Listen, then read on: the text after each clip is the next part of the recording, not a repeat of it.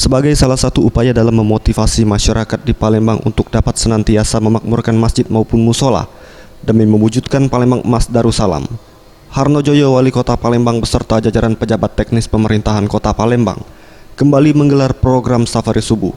Kali ini bertempat di Musola Hidayatullah, Jalan Sido Ing Lautan Lorong Kelurahan 36 Ilir, Kecamatan Gandus.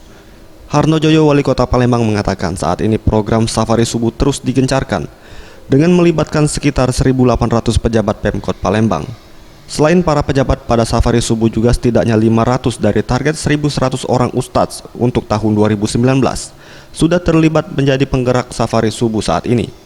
Oleh sebab itu, diharapkan kepada para pengurus masjid maupun musola juga dapat ikut berkontribusi menjadi penggerak Safari Subuh di wilayahnya masing-masing.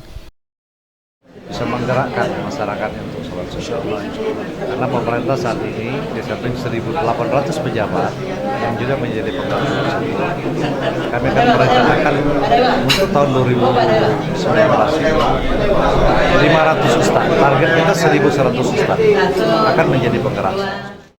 Pada kesempatan ini juga pemerintah Kota Palembang melalui Harnojoyo, Wali Kota Palembang, menyerahkan sejumlah dana bantuan secara simbolis kepada pengurus musola dan juga santunan kepada anak yatim di wilayah ini.